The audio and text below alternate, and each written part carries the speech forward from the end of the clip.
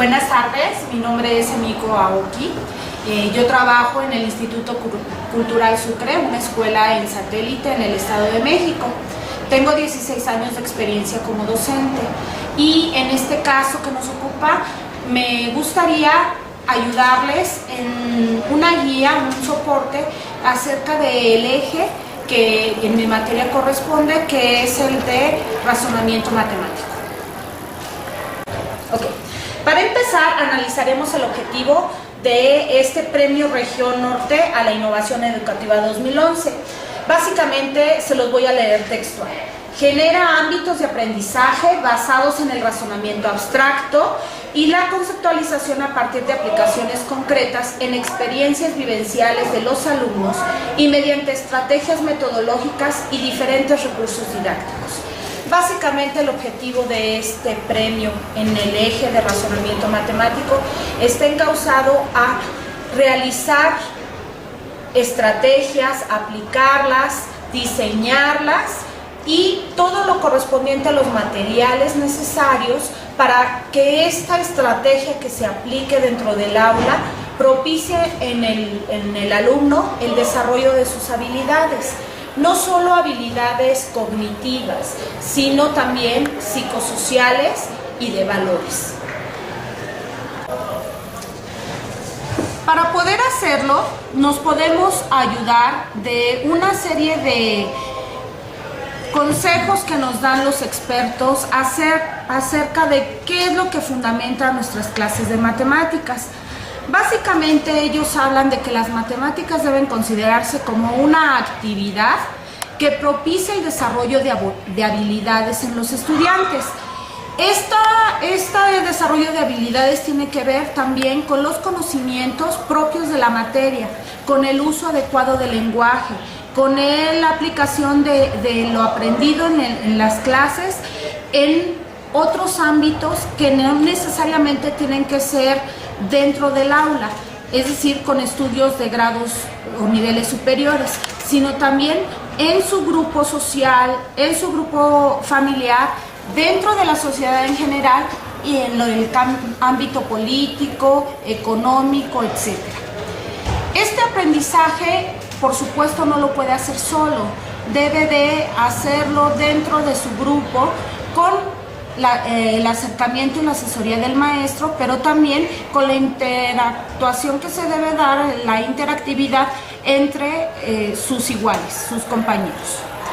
Las interconexiones que se deben de dar de los conocimientos no son específicos del área matemática, sino también se puede utilizar el lenguaje y situaciones de la realidad que estén encaminadas a otro tipo de materias, a otro tipo de áreas que no necesariamente sean problemas teóricos de matemáticas. Los lineamientos curriculares para la educación matemática básicamente son tres. Los que se refieren a los procesos de aprendizaje, donde el alumno desarrolla habilidades que le permitan la resolución de problemas, que le permita la comunicación, la transferencia de los conocimientos a ámbitos de su propio desarrollo y sobre todo que ejercite las habilidades que le ayudarán en un futuro a la mejor toma de decisiones. El segundo punto son los conocimientos básicos. Estos van encaminados a lo que es lo propio del currículo de la matemática, es decir, el pensamiento numérico, el pensamiento espacial, el pensamiento métrico, así como las de las variables y de otras cantidades. La tercera parte y muy importante es el contexto, en el cual el alumno aplicará los conocimientos teóricos y prácticos de la materia en su ámbito social, dándole un sentido a las matemáticas, no solamente dentro de la matemática misma, sino también como una herramienta para cálculos en otras materias del currículo escolar o bien de las situaciones vivenciales. Debemos considerar diferentes estrategias para que nuestras clases de matemáticas sean efectivas. El doctor Mira Jatiba propone 4 estrategias que nos permiten seguir la clase de una manera ordenada, clara, precisa y sobre todo productiva. Lo primero que debemos considerar es una estructuración de la clase, es decir, explicarles a los alumnos el orden en que se va a dar la clase o se va a ver el tema, señalando los objetivos, las actividades, cuáles son las razones por las que vamos a considerar este tema y su trascendencia en el currículo escolar, así como el hacernos de algunas estrategias que nos permitan incentivar, motivar a los jóvenes y a los niños a que se interesen en el tema que estamos viendo.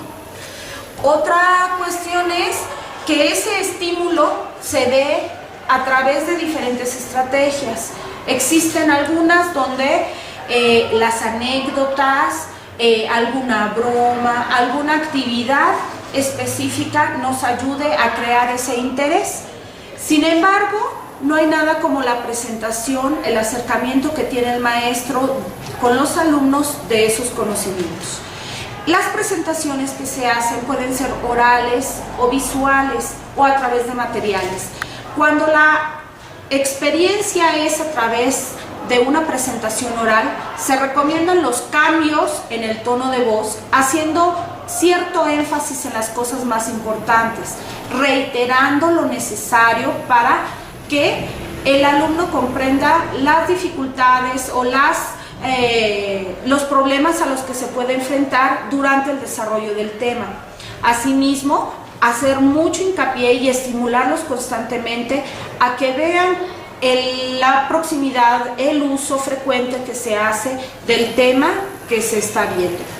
Por otro lado, la presentación visual no necesariamente tiene que estar asociado a la implementación de tecnología.